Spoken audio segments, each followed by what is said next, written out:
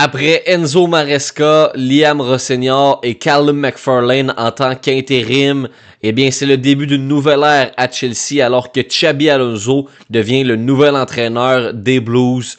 Très hâte de voir Xabi Alonso à l'œuvre, un entraîneur qui connaît la Premier League puisqu'il a joué avec Liverpool v'là quelques années. C'était d'ailleurs une des légendes du foot anglais, une des légendes de cette équipe de Liverpool, de ce club de Liverpool plutôt. Et après une carrière en tant qu'entraîneur-chef qui lui a valu une superbe saison avec le Bayern Leverkusen où ils ont été invaincus en 2023-2024. On les appelait Bayern Leverkusen. Ils ont remporté la Bundesliga et par la suite, ils se sont inclinés en finale d'Europa League face à Atalanta. Ademola Lookman qui était injouable cette journée-là.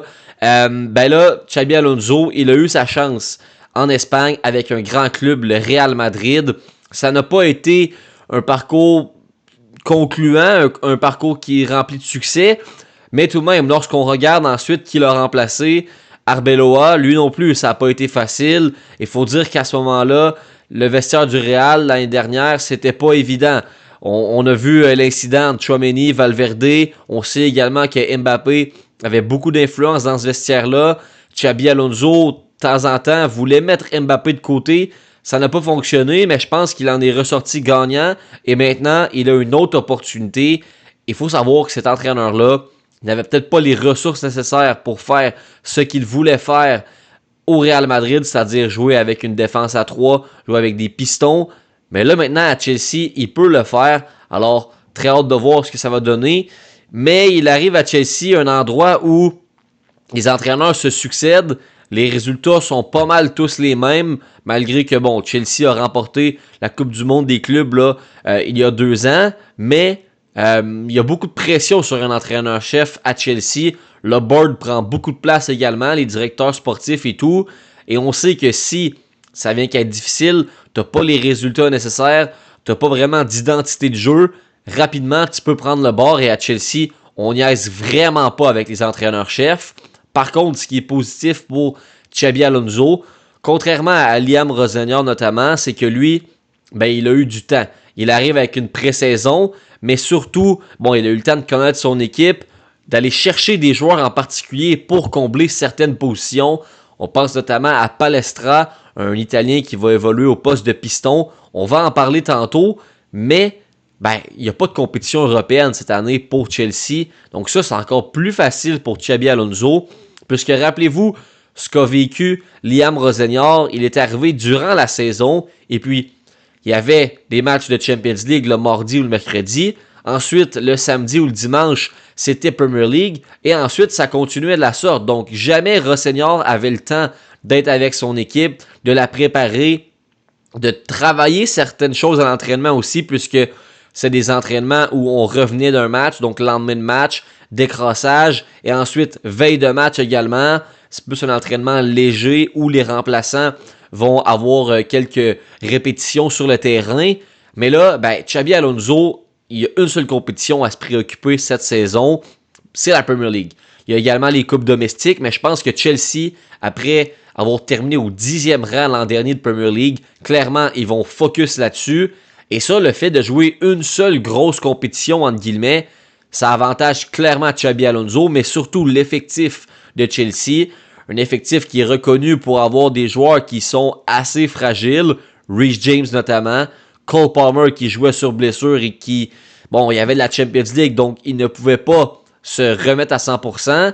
T'as d'autres joueurs également qui ont été embêtés par des blessures. Je pense à Wesley Fofana, je pense à Leroy Colwill. Donc, cette défense-là, elle était fragile. Et là, heureusement, peut-être qu'avec un match par semaine, on sait que Chelsea a une grosse effectif, une grosse équipe. Donc, clairement, ils peuvent reposer certains joueurs lors de matchs de coupe. Alors ça, c'est l'idéal pour un entraîneur-chef comme Xabi Alonso. Mais en même temps, l'autre problème qu'il a, c'est que créer une compétition à l'interne et distribuer des minutes de manière équitable, malgré que, on sait qu'on est dans un... On veut gagner le côté de Chelsea, mais tout de même, ça va être difficile de donner des minutes à tout le monde. Il y a tellement de joueurs dans cet effectif-là. Il y a tellement de doubleurs. Clairement, c'est pas tout le monde qui aura des minutes. Ça va faire en sorte que quelques jeunes joueurs vont être déçus. Quelques jeunes joueurs doivent connaître leur rôle. Et c'est difficile de connaître ça lorsque tu as environ 23-24 ans, puisqu'on sait que la moyenne d'âge de Chelsea, elle est très jeune. Mais bon, ça, ce sera un autre problème à régler pour Xabi Alonso. Mais tant qu'il va chercher des victoires, clairement, on va être content du côté des directeurs sportifs de Chelsea. Et parlons maintenant des arrivées, les joueurs qui vont rejoindre Chelsea ou qui ont déjà rejoint Chelsea, puisque certains étaient avec leur sélection lors de la Coupe du Monde, donc ils ont un repos forcé, mais d'autres ont rejoint l'équipe durant la pré-saison. Et commençons avec le premier, Morgan Rogers. Il sort de 2 superbes saisons avec Aston Villa en Premier League. Il a disputé également la Coupe du Monde avec l'Angleterre. Et puis, il vient rejoindre un de ses très bons amis, Cole Palmer. Alors ça, j'ai hâte de voir ce duo-là. Qu'est-ce qu'il pourra faire en Premier League? 2 joueurs qui se partagent la fameuse... cette même célébration-là, en fait. Il fait trop froid, là. Je viens de la faire en vidéo. Mais c'est 2 joueurs qui, clairement, peuvent offensivement délivrer Chelsea, peuvent envoyer de superbes passes en profondeur pour João Pedro, mais peuvent aussi mettre le ballon au fond du filet, comme Cole Palmer nous a démontré à plusieurs reprises. Et Morgan Rogers, c'est un joueur qui a une superbe qualité de frappe, et en dehors de la surface, il est très solide pour débloquer des situations qui parfois ne sont pas à l'avantage de Chelsea ou de l'équipe dans laquelle il jouait auparavant. Lorsque la défensive adverse est très basse, le bloc est très bas, Morgan Rogers peut te sortir des bijoux de très loin, et c'est un transfert assez cher. Pas vous mentir que c'était dans les 100 millions, clairement c'est trop pour Morgan Rogers, mais dans le marché actuel, j'imagine que c'est le genre d'argent que tu dois dépenser pour aller chercher un joueur de sa trempe. Ensuite, il y a également Marco Palestra, un jeune joueur très prometteur qui pourrait jouer avec l'équipe nationale italienne lors de la prochaine compétition européenne, donc lors de l'Euro, si l'Italie se qualifie, bien évidemment. Mais c'est un joueur qui, clairement, a été ciblé par Xabi Alonso pour occuper le rôle de piston. C'est un joueur qui peut jouer autant à gauche qu'à droite, dans un 3-5-2, 5-3-2 si vous voulez, là, sans le ballon, peu importe. Mais clairement, il fit parfaitement dans ce système-là. Il est très rapide et surtout, c'est un genre de joueur qui apprécie prendre les espaces dans le dos et qui est très haut sur le terrain. Alors lui, il pourrait obtenir une superbe saison en termes de contribution de but, ce qui n'était pas le cas à Atalanta. Et c'est un profil de joueur qui manquait un peu à Chelsea, mais surtout qui manquait à Xabi Alonso pour jouer dans un système de la sorte. Même si Reece James, lorsqu'il va être prêt, lorsqu'il va être en forme, il pourrait peut-être occuper ce poste-là. Ensuite, il y a également Maxence Lacroix qui a signé en provenance de Crystal Palace, défenseur centre qu'on a vu à la Coupe du Monde. Très, très, très rapide, Maxence Lacroix. Il a eu sa chance lorsque Saliba s'est blessé en demi-finale face à l'Espagne. C'est un joueur qui, en 1 contre 1, a quelques difficultés, mais dans une défense à 3, il va couvrir beaucoup d'espace et surtout que Chelsea a un problème de défenseur centre.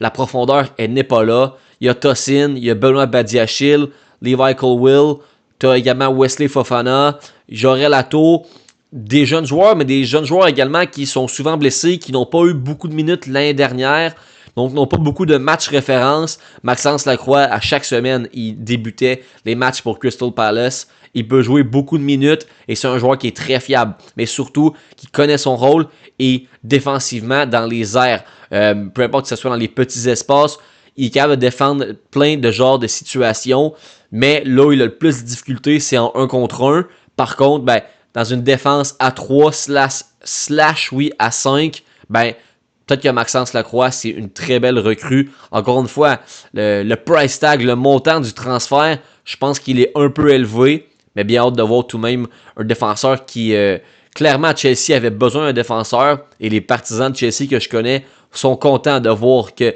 Maxence Lacroix rejoint le club. Et les 2 autres signatures notables dont on va parler, c'est 2 joueurs d'expérience, Danny Welbeck, 35 ans, et Jordan Henderson, 36 ans.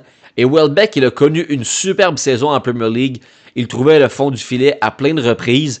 Et il arrive un peu comme mentor pour João Pedro, mais aussi comme un joueur qui peut avoir des minutes en sortant du banc et qui peut clairement contribuer offensivement. Et Jordan Henderson, on l'a vu avec l'équipe nationale d'Angleterre, c'est un leader. Et ça, c'est 2 joueurs qui, en fait, ce sont les deux plus vieux joueurs de l'effectif de Chelsea présentement.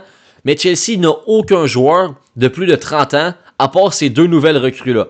Alors, tu peux t'attendre à ce que ces joueurs-là aient un impact direct dans le vestiaire, soit des bons motivateurs, mais surtout des bons leaders et des joueurs qui peuvent donner des conseils, qui peuvent bénéficier peut-être à certains jeunes joueurs qui, eux, sont en début de carrière, alors que Jordan Henderson et Danny Welbeck, ils ont tout vécu dans le foot anglais, ils connaissent comment ça fonctionne, et eux, ça peut être des excellents mentors pour des jeunes joueurs à Chelsea, et je pense que c'est un petit peu ça qu'on veut revenir chercher, l'influence en dehors du terrain, mais surtout sur le terrain également. L'année dernière, il y avait clairement un manque de concentration, et un manque aussi juste de justesse et puis de lucidité sur le terrain. Chelsea a tellement pris de cartons rouges durant la saison. Alors, tu t'attends à ce que ces deux joueurs-là, peut-être, vont remettre les pendules à l'heure dans le vestiaire de Chelsea, puisque l'année dernière, il n'y avait aucune figure d'autorité. Maintenant, c'est le cas. Alors, deux bonnes signatures pour moi. Et une autre signature, ça va paraître un peu spécial de parler de ça, mais c'est un entraîneur, et pas un entraîneur-chef, mais un entraîneur des coups de pied arrêtés, Austin McPhee, qui était avec Aston Villa l'an dernier, et puis qui était également avec le Portugal lors de la Coupe du Monde. Alors, si vous voyez Chelsea marquer beaucoup de buts cette année sur corner ou sur coup franc, bien clairement, ça provient de cet homme-là, et il a fait un super travail avec Aston Villa et avec le Portugal pour ceux qui ont regardé les matchs. Clairement, j'ai hâte de voir ce que ça va donner. On sait que les coups de pied arrêtés, c'est une facette du jeu qui est encore plus importante de nos jours. En 2025-2026, Arsenal a tellement maîtrisé cet aspect-là du foot. Alors, chapeau à Chelsea qui va chercher un entraîneur qui peut les amener à un autre niveau sur les coups de pied arrêtés. Parlons maintenant des départs puisqu'on n'a pas le choix. Le plus gros départ, c'est Marc Cucurella, défenseur latéral gauche qui était en équipe d'Espagne, qui a remporté la Coupe du Monde, a remporté aussi l'Euro, un leader, un joueur qui se bat pour le logo en avant, qui est partout sur le terrain, très bon en possession également. Ça fait très mal comme perte pour Chelsea, mais en même temps, l'année dernière, n'a pas connu une superbe saison en club, mais quand il arrivait en équipe nationale, c'était un joueur complètement différent. Et là, il va être remplacé sûrement par Jorel Atto, à moins que Chelsea et Xabi Alonso décident de mettre un latéral plutôt d'un côté et un ailier de l'autre côté. Ça peut être Palestra et Neto, ça peut peut-être changer également. Donc, peut-être que ça va être la formation, le dispositif qui va être mis de l'avant et que Xabi Alonso va choisir ses joueurs. Mais tout de même, Marc Cucurella en tant que défenseur gauche pour Chelsea, c'est quand même une icône et c'est quand même l'un des meilleurs défenseurs gauche de l'histoire moderne de Chelsea. On ne parle pas d'Ashley Cole ici, bien évidemment. Et il y a également une rumeur comme quoi que Enzo Fernandez partirait à Manchester City. Ce n'est pas encore fait et Fernandez devrait rejoindre l'équipe durant la semaine prochaine, donc une semaine avant le début de la saison. Par contre, si Enzo Fernandez vient qu'à partir, ça laisse un gros trou au milieu. Et qui peut occuper ce poste-là? Il y a Essugo qui, n'a pas vraiment fait ses preuves avec Chelsea, mais il y a surtout Romeo Lavia, et ça, c'est le genre de joueur que, clairement, on veut voir prendre sa place dans cet effectif-là. Un joueur qui a toujours été blessé, mais qui est clairement très prometteur, a beaucoup à démontrer, a beaucoup, surtout, à amener à cette équipe-là. Aux côtés de Moises Caicedo, je pense que ça peut faire un excellent double pivot. Lavia qui a joué 90 minutes dans le dernier match amical de Chelsea. Si Enzo Fernandez part, c'est l'opportunité parfaite. Sachant que André Santos, lui aussi, il est parti. Donc là, je pense que tu as de la place pour un joueur comme Lavia qui veut aller chercher le prochain step et qui peut devenir un très bon milieu de Premier League et surtout un milieu qui va jouer des minutes à chaque semaine et qui va être très constant pour Chelsea.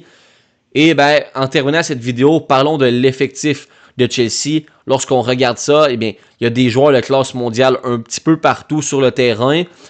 Autant, je pense en milieu défensif, Moises Caicedo, c'est un des meilleurs milieux pour gratter des ballons actuellement dans le monde. Cole Palmer, pour moi, lorsqu'il n'est pas blessé, c'est un joueur de classe mondiale. Joao Pedro également. Et ces deux joueurs-là que je viens de mentionner, ce sont deux joueurs qui n'ont pas été sélectionnés pour la Coupe du Monde. Et clairement, ils auront faim lors de cette saison-là. C'est deux joueurs qui veulent prouver qu'ils méritaient d'aller à la Coupe du Monde, mais surtout des joueurs qui peuvent aller faire une saison de Premier League incroyable et qui peuvent mettre tout le monde d'accord, puisque lorsque Cole Palmer et Joao Pedro ont été laissés de leur équipe nationale respective, plusieurs personnes débattaient et se disaient, bon, c'est peut-être la bonne décision, ils n'ont peut-être pas assez prouvé, surtout Cole Palmer, mais là, les deux ensemble, ils ont l'opportunité de faire quelque chose d'incroyable et je m'attends à une sacrée saison de la part de Cole Palmer et de Joao Pedro. Et terminons avec ma prédiction pour cette équipe de Chelsea. Je pense que Chelsea termine au 3e rang de la Premier League. Et non, ils ne gagneront pas, ils ne seront pas proches également. Mais le fait de ne pas avoir de compétition européenne, de ne pas jouer la Champions League, ça va clairement les avantager. Et Chelsea, avec l'effectif qu'ils ont, si tout le monde est en forme, si Enzo Fernandez reste, si Reece James est en forme, Cole Palmer également, s'il peut éviter les petites blessures, cette équipe-là, à Noël, elle peut rivaliser pour le top de la Premier League. Par contre, en deuxième partie de saison, c'est clair que ça va chuter. C'est pas une équipe qui a la force mentale d'aller chercher ces matchs-là, comme Arsenal a fait cette année pour l'une des premières fois, alors qu'auparavant, il choquait sous la pression, si je peux me permettre l'expression. Alors, j'ai très hâte de voir ça, mais Chelsea, pour ma part, un finish top 3.